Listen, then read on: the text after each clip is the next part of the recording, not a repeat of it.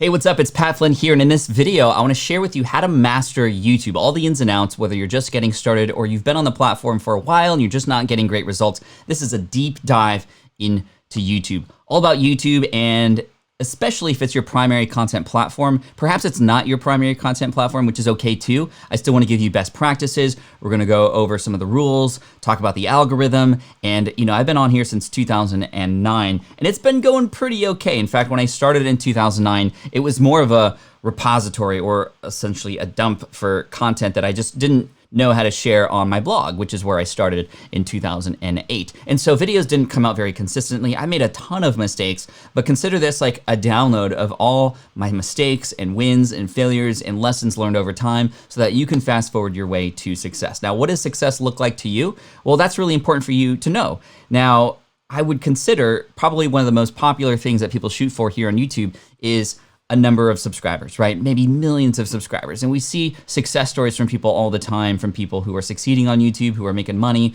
through both ads and sponsored videos and all these kinds of things. And I'll tell you, if you start up front by trying to get millions of people to follow you, it's going to fail. You need to have an approach of what you can do and what you can create on this platform so that you can better serve others, so that you can bring people back, so you can gain people's trust, so that you can get them to click subscribe, so you can get them to share it, so you can get them to engage with you.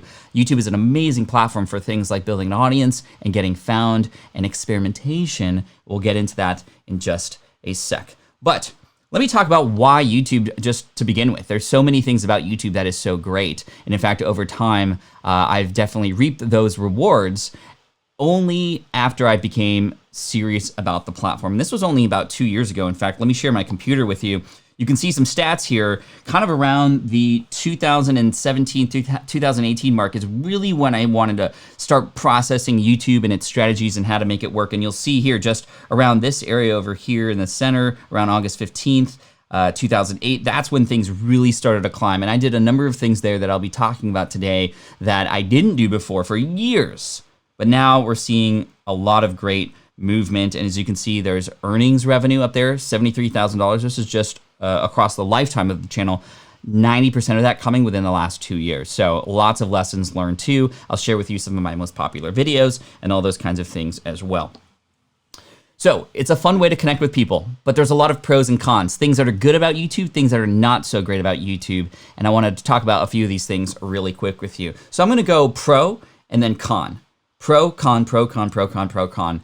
And for those of you who are capturing this right now, let me know in the comment section that you're watching this, especially on the replay, because this is actually done live. So you may see a comment pop up from the channel here every once in a while, like Ryan Lynn here, who's like, whoa, or hey, Michael Glover, who said, gotta be consistent. We do this live, y'all. And so you gotta make sure you hit subscribe if you haven't already. That way you don't miss any of these videos and you can actually get your questions answered live by me every single day on the income stream, 8 a.m. Pacific, 11 a.m. Eastern. A little plug for my show there. Anyway, let's keep going with the pros and cons. So let's start with a pro.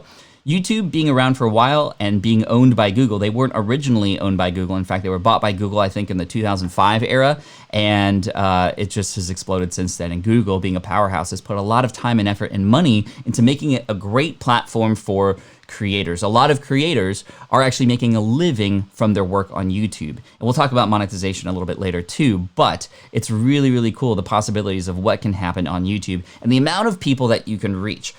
Probably beyond blogging, in my opinion, and definitely beyond podcasting, you can reach more people faster. That's one of the benefits of YouTube because they have the YouTube algorithm and they have so many different mechanisms for you to be found based on people's search, based on people's consumption behavior, based on previous videos that they've watched, based on related videos to videos that are being popped up that are similar to yours. There's so many mechanisms that are built into the system to have you be found that there are really, really good chances for you if you remain consistent, if you show up, if you deliver value, for you to be found and build an audience, or at least get a lot of views. And views can turn into a following or email list, or perhaps even income, depending on how you treat and serve those people down the road. Now let's talk about a con. This is very similar. There's a lot of people on YouTube. There are, I think, 30 to 40 million active YouTube channels. And I once heard that there's hours and hours of content being uploaded every second. So the things that we're going to be talking about today, the specific strategies and tactics, are so important because guess what? That's sort of baseline now. right? Of course, your content has to be great and delivering value is sort of a standard, but you really need to make sure that you nail some of these things so that you give yourself the best chance, because a con with YouTube is that it's a lot more difficult to create good content versus a blog where you're just writing, typing, or that's the sound of typing. I don't know, my keyboard needs to be fixed. But podcasting as well. Podcasting is just a microphone, right? Boom, microphone. And I can just, hopefully you're in a better position and not podcasting like this, but essentially you just need to talk and you can connect with people. You can collaborate a lot easier on a podcast. On YouTube, collaboration's a lot harder. How do we get both on the same camera? Now, you can use Zoom and Skype and other conference apps like that to make it happen, but it's not as real as when two people are in the same room together.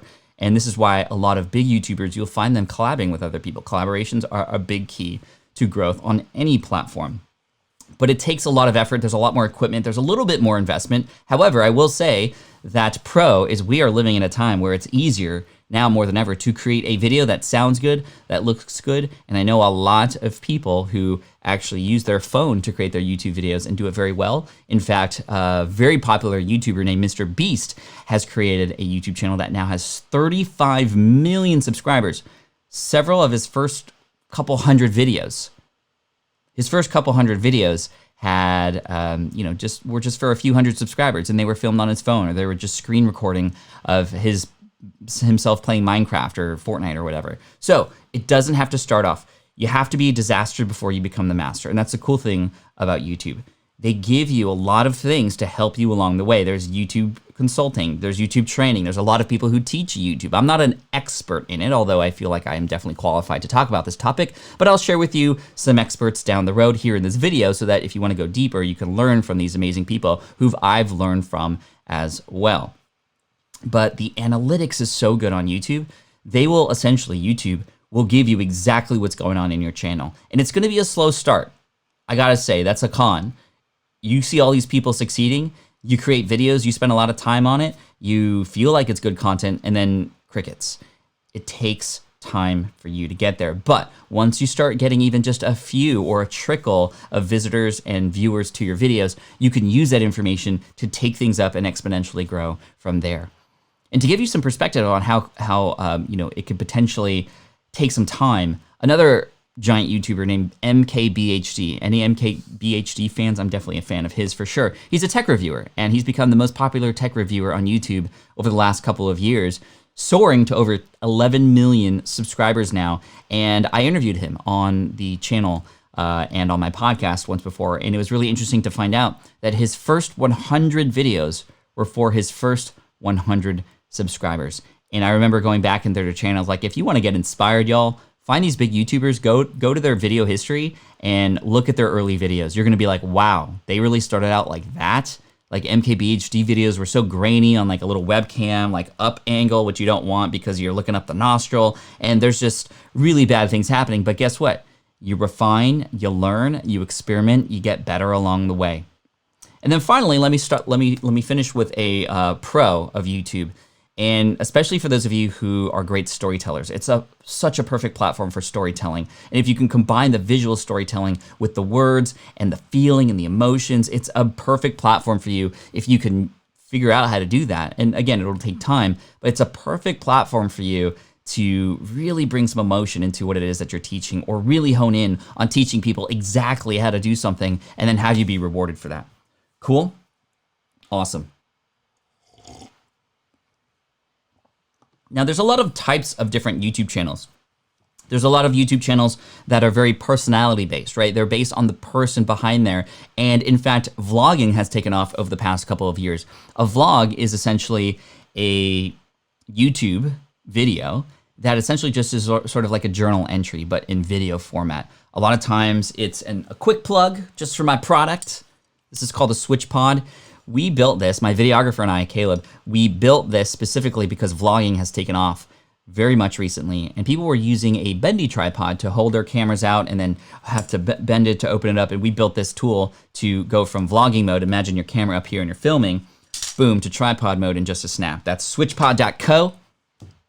We're in fact almost sold out of that. That's how popular vlogging is. Anyway, vlogging is a really intimate way to share and tell stories and bring people into your life. It's very, very personality based. It's very much you gotta show up very consistently. You gotta be okay with putting your face on camera. You gotta be okay with letting people into your life a little bit. But a lot of channels are blowing up because they're vlogs, like Casey Neistat and Peter McKinnon for a while was doing a lot of vlogging. And then there's a lot more channels, family-based channels, kids channels, etc., that are all vlogging based. And again, it's less about the information and keywords, and it's more about follow me on this journey and to get people to know, like, and trust you. And I've seen it. I went to VidCon, which is a big event in Los Angeles that is not happening this year, unfortunately, due to the pandemic. But 20, 30,000 people show up because they want to see their favorite vlogger. They want to see their favorite YouTuber. And it's just incredible the kind of fandom that you could build if you go the vlogging route. I will say, however, that if you go the vlogging route, it's definitely gonna be a slower start because nobody's gonna find you. You gotta grind, you gotta figure out what your angle is, you gotta find out what it is about you that's special, that you can put out there into the world, and it's gonna take some time.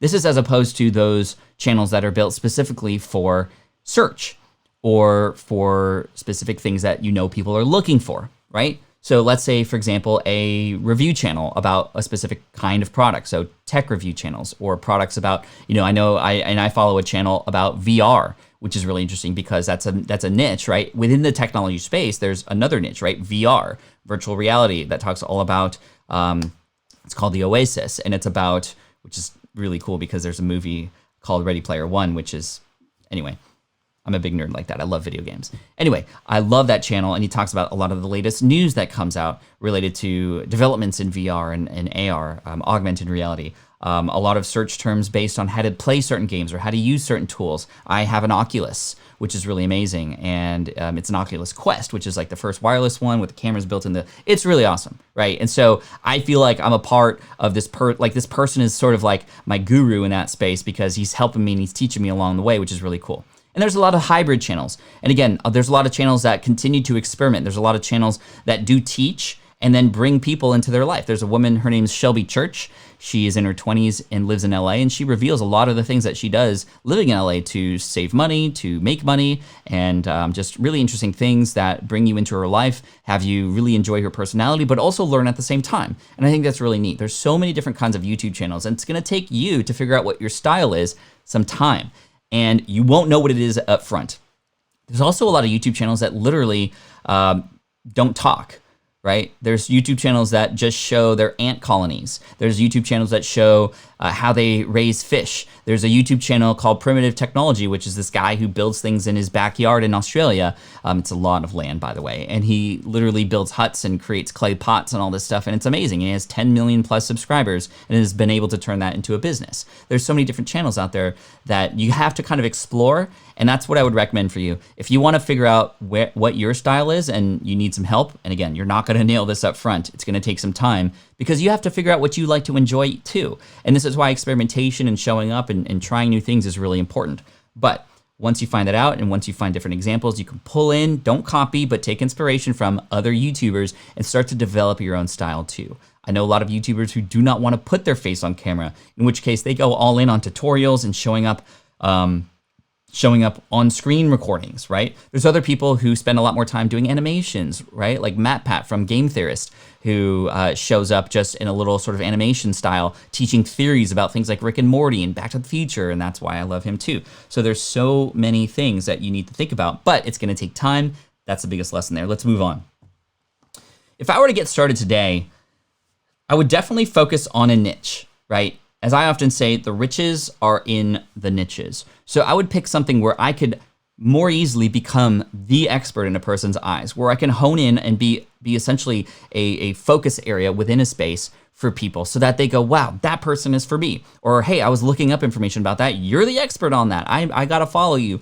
Or a competitor, perhaps a competitor. I don't think, like if you niche down correctly, there is no competition. There is complementary content to somebody else, in which case you can get featured. You can more easily reach out to another YouTuber and perhaps get mentioned by them or even be featured on their channel because let's say you have a specialty, you're a dog trainer, right? You're a dog trainer and you could go general dog training and everything is about that. However, what if you focused in, at least for your first few dozen videos, about how to train very violent, vicious dogs, right? That's your space. That's where your energy lies. That's what you're good at. That's what people come to you for in your local area. So let's bring that online and let's teach that, right? Now, all these giant dog trainers who have podcasts and video channels, they're going to come to you for help because you're the one that's focused and an expert on that. And although, yes, and this is why people don't like to niche down, because they say things like, I want to have everybody in the world watch my channel. But here's the thing, I don't know why I have these random voices, but the thing is, if you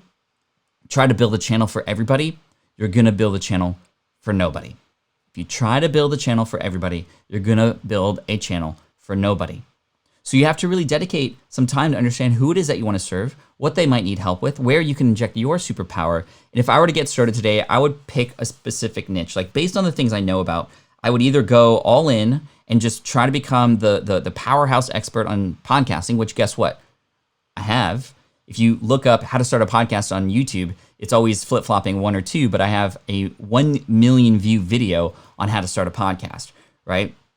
And over time, you're gonna find that YouTube's gonna give you signals of things, especially if you experiment, on things that they prefer, because we gotta please the YouTube gods. That's what we gotta do. It's hard because we wanna be and have freedom and create things. However, YouTube's gonna say, no, this is the stuff that people seem to want, and based on the algorithm, this is what we wanna show. And there's a push and pull, it's very difficult. However, again, like I said, if I were to start today, I would pick a niche within a niche, right? Perhaps I might go the author route, right? And I've written a number of books. In fact, you can find a number of those books in the YouTube description below.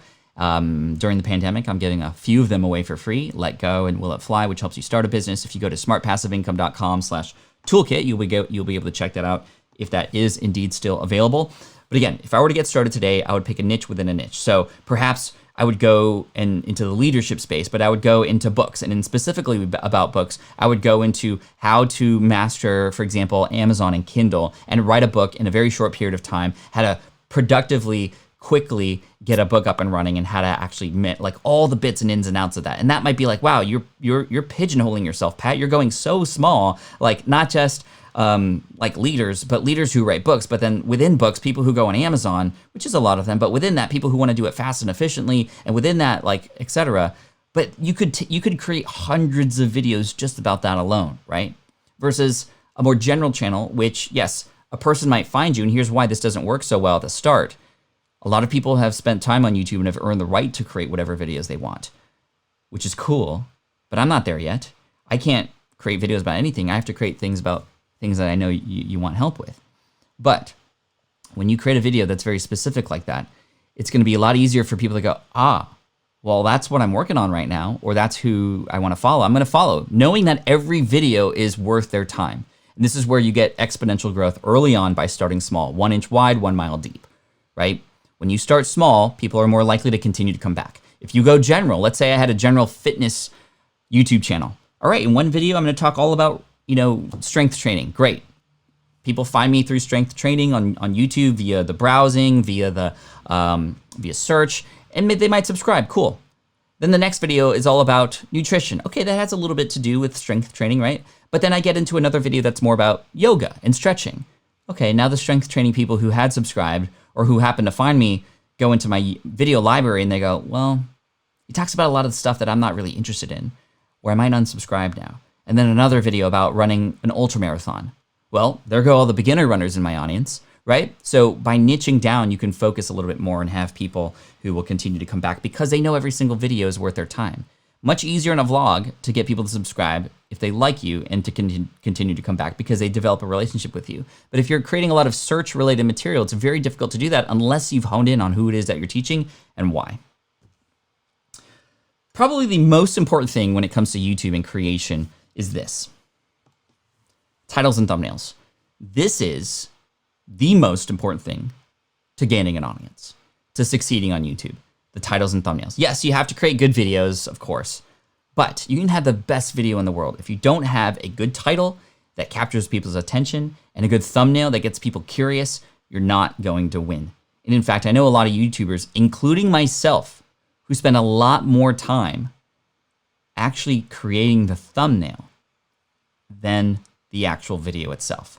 I went to a conference called Vid Summit, And this was in 2019. I had a chance to speak on stage about the SwitchPod, in fact, which was really cool. However, I got to see Mr. Beast speak on stage. I in fact met him backstage as well. Super humble guy for as much money as that guy makes. Super humble. He's like, I don't know everything. I just know what I know and I'm going to share it. He's very big into analytics. He spends a ton of time on his YouTube thumbnails and titles. In fact, he gave an hour-long presentation just about those two things alone.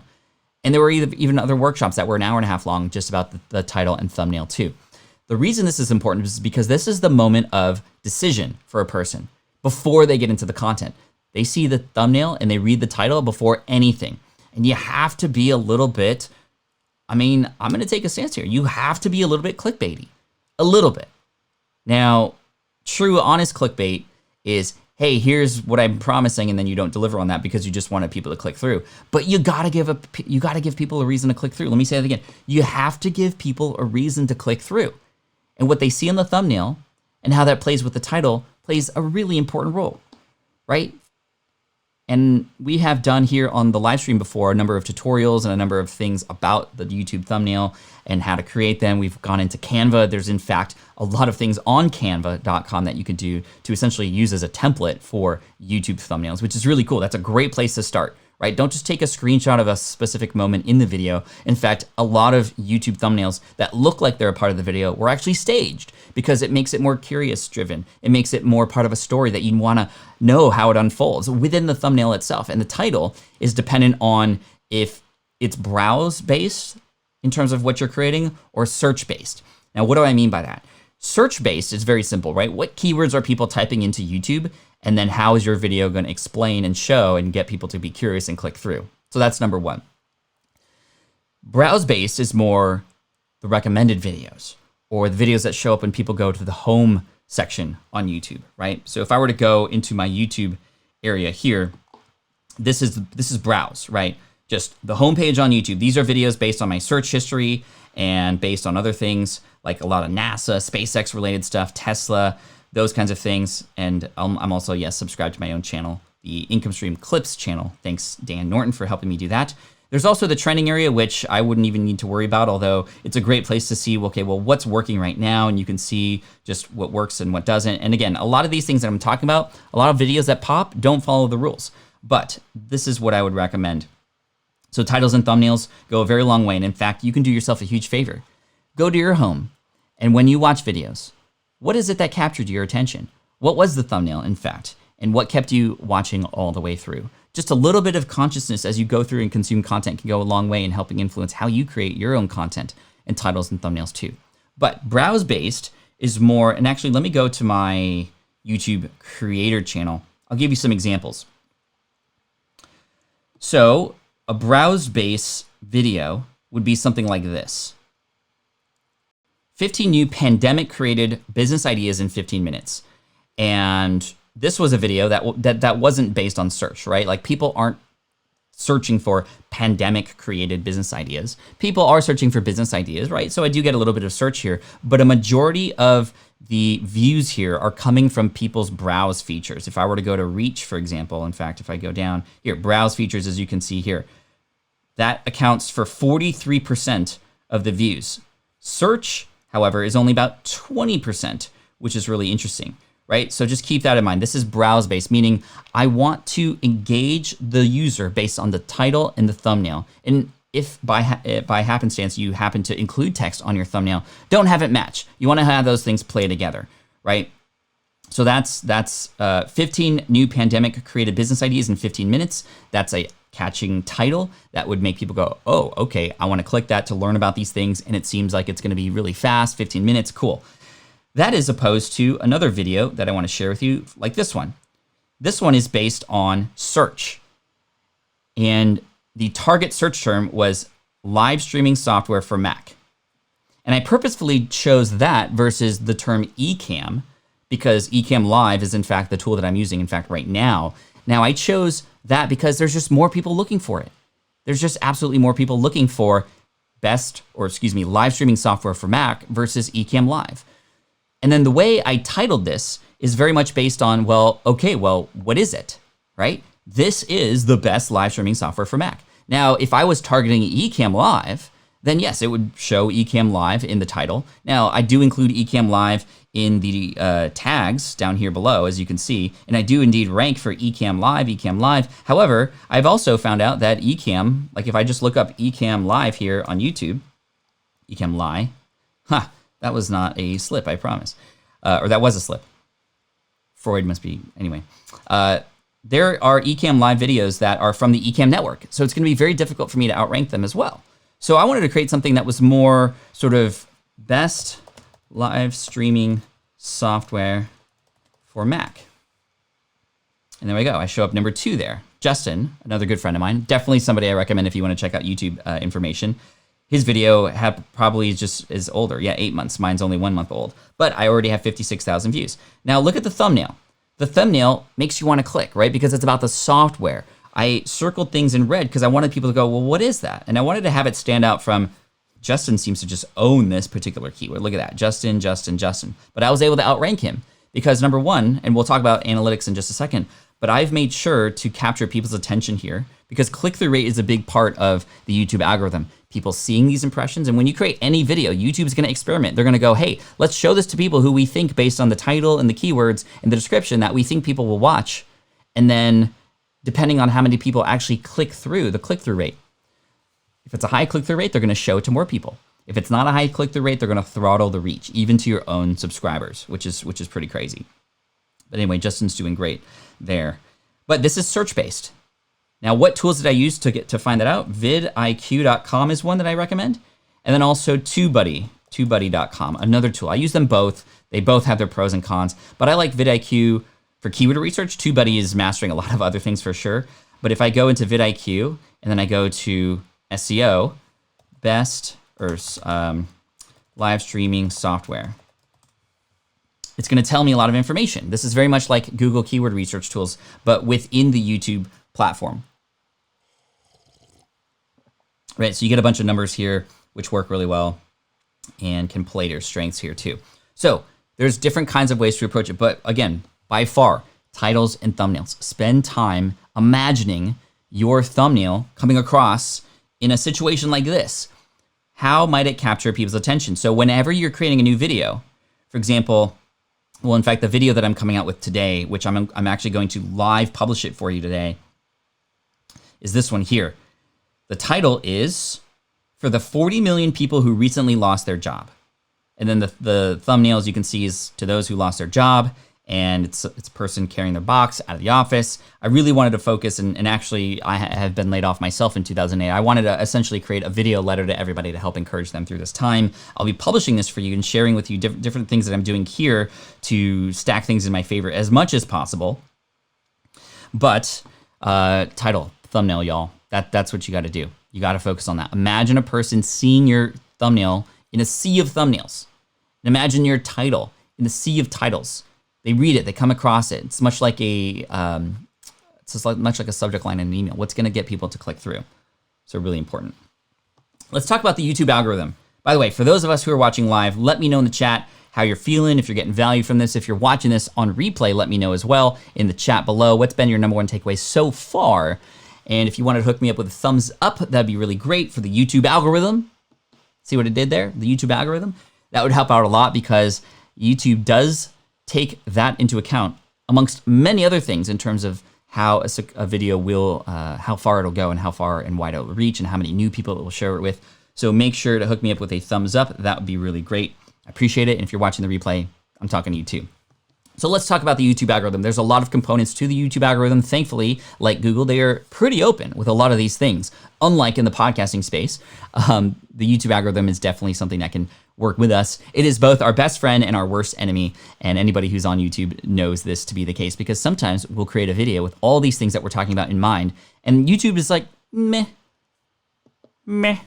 However, many times we'll create a video and often we don't even spend a lot of time on it. It'll just somehow, in some way, shape, or form, hit the right mark. And then, boom, it's like exploding. And then what you want to do if you have a video that explodes is you really want to make sure you create some follow-up videos about the same topic. YouTube is like, hey, we want you to push this out a little bit more. You should create some more videos and start cross-promoting them with each other. And that can go a very, very long way. Great question here from @Reef really quick before I go into analytics, because the thumbnail is an important piece of that, right? Because how many people see your thumbnail and title, that's the impressions, versus how many people click through is one important component. The higher the click-through rate, the more likely it is the YouTube algorithm will kick off in your favor. So a question from @Reef here says, is the picture of you better as a thumbnail? Is picture of you better as a thumbnail or generic thumbnail such as animation or products picture?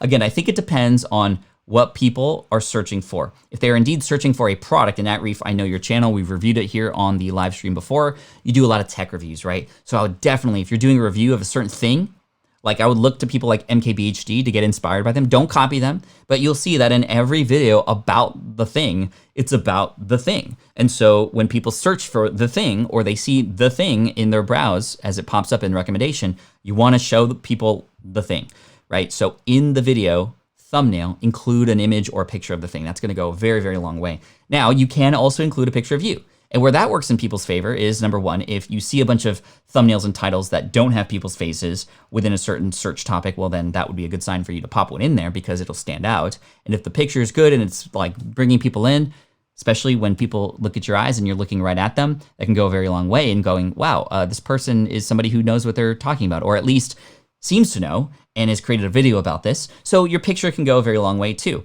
I sort of mix it up, and it really depends on you and your style. So thank you so much for that question. So the YouTube algorithm, there's a number of components here. The most, and the number one most important thing that you need to understand to quote unquote game the algorithm, just know that like gaming the algorithm, there's no way to, it's all upfront, it's all honest, and it's all based on what you can do to keep people on YouTube longer, right? That's really what it's about for sure. Thank you for the super chat, Martin. I appreciate you. So, watch time, extremely key. We got 300 people watching live now, by the way. So thank you for upping my watch time. Sorry. So watch time. How long can you keep a person watching your videos? Now, there's a lot of debate here, but I found out that if you have a 5-minute video that gets watched for 75% of the time, right, which takes you into the 3-minute area, or, so that's 75% of that video being watched, which is really good retention rate, by the way. Or if you have a 10-minute video that only gets watched 50% of the time, the 10-minute video is better because you have people on the platform longer. They're on for 5 minutes versus 3 minutes, even though people are consuming more of the other content. So in general, longer form content works much better. And of course, for monetization purposes, if you go over the 10-minute mark, you can enable inside of video advertisements, which do and can work in your favor. And in fact, YouTube is probably the friendliest place to include ads because people are just used to seeing them all over the place. Anyway, they can quickly skip them in most cases if you do enable that. And you can make a little bit of good side cash here on YouTube. And for many people, AdSense revenue, which is the platform that runs the ads on YouTube, is their primary money-making opportunity, which is pretty cool. And that's a great opportunity. You don't have to monetize, but anyway, let's go more into watch time.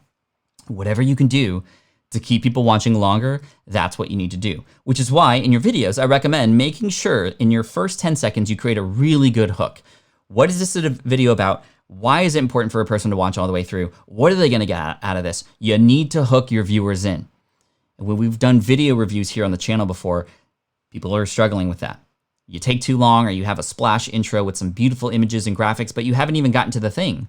And remember, if people are searching for something especially, they want the thing as soon as possible. If people find you through browse, you have to capture their attention based on the title and thumbnail. You have to connect the dots to them. The whole purpose of the thumbnail and the title is to get them to click. The purpose of the first 10 seconds is to get them to commit to watching the rest of the video as much as possible. So this helps the algorithm because the longer you keep people on, think about it, that's what YouTube wants because there's more advertisers, more people on the platform longer, they will reward you for that. So I like to include pattern interrupts in the first parts of my videos too. Like for example, just quickly zooming in to mix things up a little bit, it becomes something that interrupts the pattern, adding some images or some sound effects sometimes like, bruh. What up, bro? Or adding some background music or going into B-roll sometimes. I don't have B-roll available, but that's where, even text on the screen, like popping up at certain moments. That is actually interrupting the pattern, and it shows that it's not just like a YouTube video that people are gonna be staring and watching a talking head the whole time. I stack those pattern interrupts in the beginning of the video as much as possible to increase the watch time. Now, in addition to watch time, session time. Again, we're talking about the YouTube algorithm here. Session time. That's not just how long people are watching your videos for, but how long are people on YouTube for because of you. So, best practice, make sure you get people to watch multiple of your videos. And of course, if you have a series of videos, it goes a very long way. In fact, this previous week, we did a whole series, 5 video series of how to start a business from scratch. And because it's a series and people are finding those older videos and they go back to the beginning, and because these things are related to each other, because people are binge watching 1, 2, 3, 4, and 5, all of those videos have seen more views than my videos normally do, which is really cool because it's a series and because all those videos support each other. In fact, my podcasting series, which is one of my most popular videos, in fact, if I go to my YouTube studio and I click on analytics, you'll see some of my most popular videos down below. The third one here is how to start a podcast. And in fact, that's because it's one of 6 videos that people watch over and over and over again. And that has over 1 million views. As you can see, this video that we talked about earlier is actually getting the most views as of late, which is really cool in the last 28 days. So the YouTube algorithm, really important. Watch time, session time, getting people to stick onto YouTube. So at the end of your videos, make sure you have an end screen that pops people into some other videos. How do you do an end screen? Well, make sure, and this is really important to do even if you're just starting out. If you have 2 videos, I would launch with 2 videos at least if you're launching your video channel so that they can cross promote each other at the end of those videos, right? So let's go to a video that I am publishing and coming out with today. And if I go to the end screen here, you'll see how this video ends. And in fact, because it's a message that's about getting laid off, I ended it not with a bunch of words, but just with some inspirational music. And you'll see how the ending happens here. Now I have videos popping up.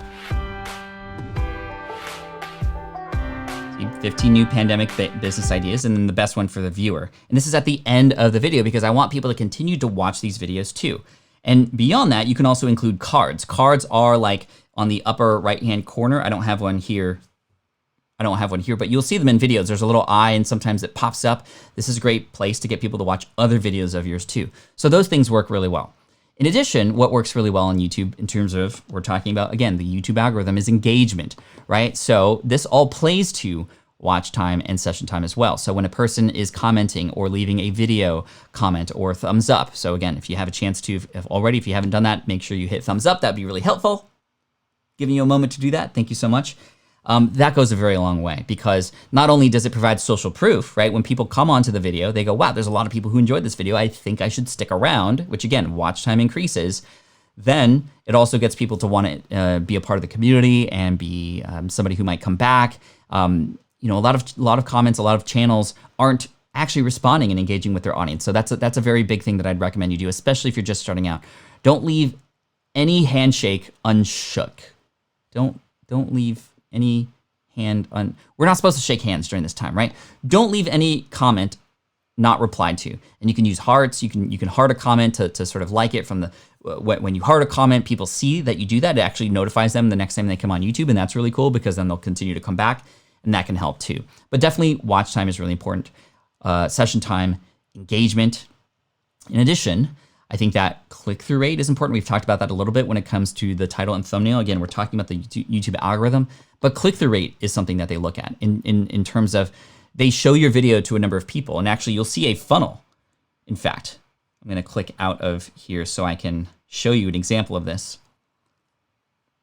And we're going to go into my dashboard. Actually, no, videos. We're going to go into, let's see, what's a video that has done pretty well lately? Well, let's just go to this one. We're going to go to the analytics for that 15 new pandemic-based ideas that just popped through. Now, when I go to reach, you're going to see that there were 2.8 million impressions and nearly 200,000 views. That's a 4.1 click-through rate. So you can even see this funnel down here. 2.7 million, this many, this many. The more you can increase the click-through rates or the views from impressions, the more likely, so the percentage of views from impressions, the more impressions that it will show. It feeds on its own, which is really cool. I like that, Shoshana. Don't leave any elbow unbumped. There we go. Let's find another one that seems to have done pretty well too. Now this one was based on news, right? So Amazon slashed affiliate commissions, and you'll see that this jumped up so high up front and then sort of tailing off at the end too. But let's look at the reach for this one. A 3.1% click-through rate, and that's because it's totally gone down recently. It was definitely higher up front, but because it was more news-based, it's gone down. Now let's find something that has a high click-through rate. In fact, if I search for how to start a podcast, maybe we can find this one. So this is the first one. Let's look at the analytics for that one. So this one is seeing lower views over the last 28 days because there's been some really good tutorials that come out recently. So you got to keep these things going. You got to keep these things going. But let's look at the impressions on this one, 5.4%, right? So 5.4% click-through rate. And of course, in fact, you'll see the trend here over the last, if we go over the last 90 days, you'll see that it actually increased, because this is when I did something to the thumbnail to change it and make it a little bit better. And that's the other cool thing about this. If you want to increase any of these things, you can over time, even after the video is live. Now, you can't add any more hooks or include any replacement videos or add any parts to it, but you can change the titles and you can change the thumbnails over time. And in fact, that's a very good practice to do every quarter, just to see what's working, what's not. Let's try something new. Let's add a new thumbnail. Let's see if we can make this better. Let's try a different title. And in fact, that has worked really, really well to help too.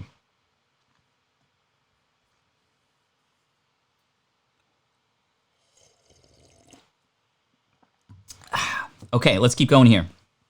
More best practices in your video. So we're just gonna do a brain dump to finish off here. Best practices, I indeed think that this is the last slide here. So we're on a good pace. And again, let me know in the chat if you're getting some good value here. Hit that thumbs up button, I appreciate you. We got a few thumbs down, which is okay, that always happens. And that's another best practice here. Don't get so bogged down by the negative comments. YouTube is a breeding ground for a lot of people who are very, very strong-willed behind their keyboard. And again, we're talking about best practices here, and this is probably a really important one. You got to understand that YouTube being so popular and having people be able to hide behind their avatar, it's not even their real name, there's no real way to follow up with them. They're gonna be a lot more in your face. And a lot of people who've just been having a bad day will go on and find YouTube videos and just try to hurt people. And they'll hurt people with words, and it could be very, very discouraging. And in fact, I've once given up for about a month because of a single negative comment. We entrepreneurs, and we creators, we have this weird math where 100 positive comments are not as strong as, or are outweighed by, just one negative comment. And I've told this story before. I'll link to the video where I've told about the story where a troll who almost made me give up went around and started posting comments on all the places on the internet where I was featured. Just negative stuff about how I was a con artist and how I was fake, and all these numbers I was talking about were not real. I, in fact, shared with this person later that they were indeed real. And I found out that this person did this because he was simply looking for more traffic to his website, because I was very vulnerable and I was very popular, and he wanted to get in on me, and it was just a bad time. Now, there are some people who are very hurt, and of course will hurt you as a result. In fact, when my son started a YouTube channel, this is something that my wife and I told him very upfront. We're like, hey, you're gonna get people who leave really negative comments, and none of them are about you. Some of them will be constructive, in which case you can learn from them, which is really important. And a lot of times you might mix up what is actually a constructive criticism that you can use to actually make your stuff better. I, in fact, welcome that all the time. And I've taught Keone, who's my son, and a lot of other YouTubers, like, hey, negative comments aren't always bad, because it could be a reflection on things that you're not doing right that you could do better. However, there's gonna be trolls who try to just make you have a bad day. And it's because of something that's going on in their life. It has nothing to do with you. And my son, after he started a YouTube channel, he had one video he had one video pop, which was a video about how he created a carnival game out of cardboard. And I think it had like 13,000 views, which is really cool. So even kids can do it. But he pulled my wife and I into his room one day, and he was like, hey, how do I delete a comment? And we're like, why would you want to delete a comment? Like, he's like, well, it didn't make me feel very good. And I know that, I just need to get this off of my channel. I'm like, okay, cool. Good job. You got it. We went to his channel to look at what the comment was, and it said, kill yourself. First of all, I got super upset. I'm like, who is saying that to a kid? And number two, I asked my son, how does this make you feel? And he's like, I just think something's going on in this guy's life. I hope he's okay. And I was like,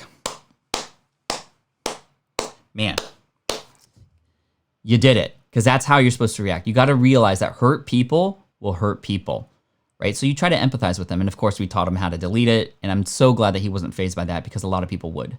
And I just feel so terrible for that person. I hope they're okay. But it takes a person to go through some tough stuff to say something like that, especially to a kid. This kind of stuff happens. So best practice, ignore the hurtful troll comments. In fact, when there is a hurtful troll comment, you can delete that comment. But in fact, what I like to do is hide user from channel. And I use my phone. In fact, there's an app that I highly recommend you check out. It's called the YouTube Studio app. And this is a great app that you can use to just get a high-level overview of the things that are going on your channel, how your videos are performing as of late. And in fact, you can scroll down and deal with comments sort of right away from there, which is really cool. I can click on a comment and I can see the options here, hide user from channel. And that's sort of just like a get out of here, this is my house sort of way to approach it. And so that's what I do with those like troll comments. And I just move on, because for every one person that leaves a negative comment like that, you're gonna get hundreds of positive comments, people who are there to help you, to give you positive feedback or constructive criticism, but also enjoy and like what you're doing. So focus on that, right? Every second that you focus on a hater or a troll is a second you're taking away from creating for those who really enjoy and love you. So keep that in mind, keep that in mind. Okay, next best practice. Analytics. This is your best friend. It's gonna give you an insight on what is working and what is not. Do more of what is, do less of what's not. Also best practice, find other YouTubers who are doing things and doing them very well and adopt and get inspired by them. Don't copy them, but see if those things work for you too. In fact, I did a video that, let's see if I could find it here. It was a while back, but I went to a farmer's market, right? I went to a farmer's market, and here's the video here. It is titled Business Owners Reveal #1 Marketing Tip, $100 to the Best Tip, right? So this video, I actually went into a farmer's market, right? And I tried to create a good hook and I tried to make it interesting. This was very much inspired by Mr. Beast. Now, I wasn't giving away tens of thousands or hundreds of thousands of dollars, but I like the idea of just kind of waiting till the end to find out who wins this. Let me play this for you. So I'm here at a farmer's market and I'm gonna go around and ask farmer's market vendors what their #1 best marketing tip is. And they don't know this, but my favorite one, I'm gonna give them a $100 bill. So let's go. Let's see if your favorite matches mine.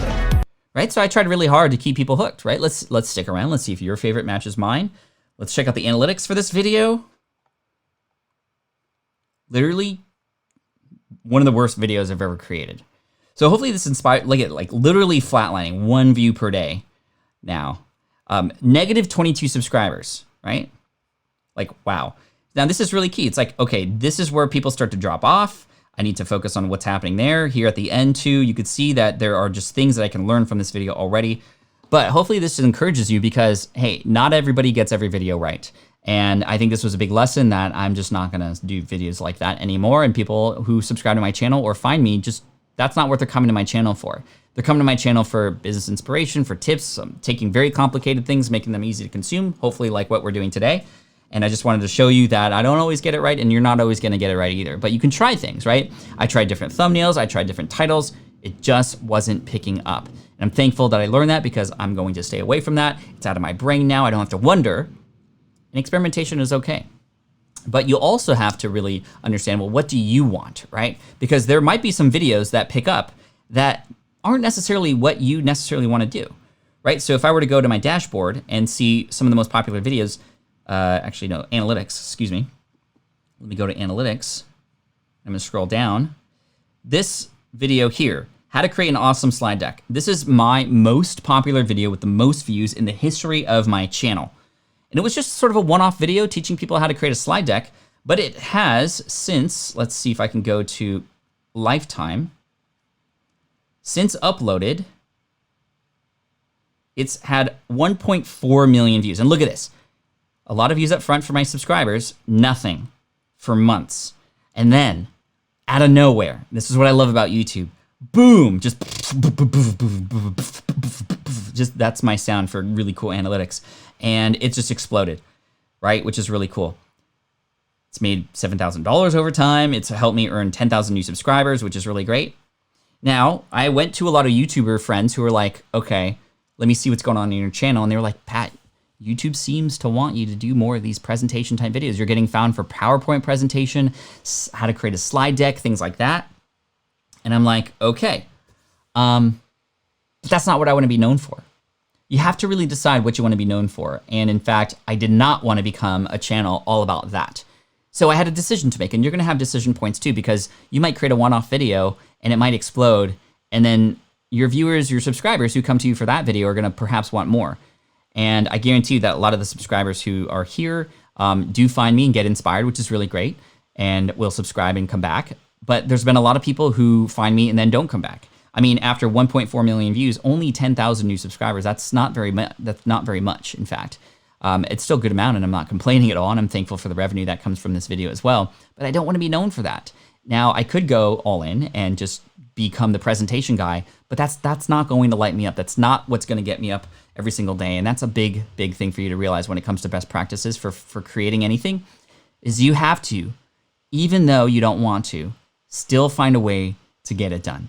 Grit and persistence go a very, very long way in the world of YouTube or any content creation of any kind. So I just wanted to give you that as we finish up today. And you know what? I'm just going to award somebody at random. I'm going to award somebody at random here. I'm going to award Jerry. Jerry, send me an email, pat@patflynn.com. It's not it is random today. I just saw you pop up, but we're out of time here, and we are going to award you with YouTube Secrets by Sean Cannell and Benji over at Video Influencers. And in fact, to finish off here, so pat@patflynn.com, Jerry, thank you and congratulations. But to finish off here, I'm going to go into here and share with you a number of YouTubers who I recommend you check out. And if you can let them know that I gave them a shout out here at the end of this video, that'd be really great too. Roberto Blake. Boom, Roberto Blake. Learn from him, he's amazing. Tim Schmoyer, another video person on YouTube who can teach you so many things. Video Creators is his channel. We got Sean Cannell. Sean Cannell from Video Influencers and Think Media is a great person to learn from too. And if you're in the chat or you happen to be watching this later, leave your favorite YouTuber who is teaching other people how to YouTube. There's just so many great people. Justin from Primal Video is an amazing person too. Justin Brown from Primal Video is great. I'm trying to think of a few more if there are any. There's just way too many. Anyway, those are the ones I'd recommend you check out. Let's see, Sunny Lenarduzzi. For somebody who teaches more of the business side of it, she's really great as well. Definitely check her out and get inspired by them. Check out their videos, check out their thumbnails, learn from them, do the work, be a part of their tribes. They are amazing people for sure. And let's see, how else did I want to finish off? Just, hey, you know what? We talked about a lot today. I appreciate you so much, and I look forward to tomorrow where we're going to talk about podcasting, and in the future I'll link to it from the end screen here, so hang on tight, and you can check out podcasting. We're going to go deep dive into podcasting tomorrow or in the next video, so I look forward to serving you there, and thank you again. Now, let's just publish this video. This video that came up, I talked about a lot of the things that I did anyway here, so I'm going to go to videos. For the 40 million people who just lost their job, we're going to publish this live right now. I'm going to put it into certain playlists. So this goes into latest video uploads. This will go into, let's see if I have, I'm going to create a new playlist. If you've been laid off, every playlist is a new opportunity for people to come in. I'm going to look up inspiration, motivation, inspiration to help you grow your business. Done. Let's see, one more. Popular now. Let's do that. Business mindset. Done. Now I have end screens in there already. We're good to go. I put all the tags in here that I want. I got getting laid off, what to do when you been let go, unemployment rate, 40 million unemployed. These are based on what I've been seeing in the tools that I've been using. I have a description that really is a letter to people who have just gotten laid off. I'm going to scroll down to visibility because right now it's unlisted. I'm going to go to public and I'm going to hit done. And when I hit save, I always upload as unlisted so that I see it. I don't put it in any playlist or else people will find it, but it allows for YouTube to go through the video to make sure there's no problems, especially with anything that might demonetize it or infringe on anything. I can see that up front before I go public. When you go public with it, it's as if you've just hit public for the first time or published for the first time. And there we go. So if you could do me a huge favor, if you're watching this live right now, go check out that video and hit the thumbs up button there and leave a comment too if you'd like. That'll help with the algorithm, of course. Velocity is really key. And I'm just wanting to thank you today. We had a lot of good stuff to cover, and I hope this was helpful for you. Let me know in the chat and let me know in the comments section what it is that is the biggest thing that you realize or the most helpful piece of advice you got here. Thank you again so much. I appreciate you. Make sure you hit that subscribe button if you haven't already. And that's all about YouTube. We're talking about podcasting tomorrow. Thank you so much. And as always, Team Flynn for the win. Peace out, and thanks for joining me on the income stream today. This is the income stream to help you achieve your dream, all while we keep it clean. This is the income stream. It's the kind of show where you can come and go, but then you leave inspired with no fee required. The income stream with Pat Flynn. Thank you, everybody. If you're watching the replay, check out this video right here. This is the one that I'd recommend you check out next, and subscribe too. That'd be really great. For everybody who's here watching live, you're amazing. I'll see you tomorrow, 8 a.m. Pacific, 11 a.m. Eastern. Cheers. Thanks so much. And as always, Team Flynn for the win. Bruh.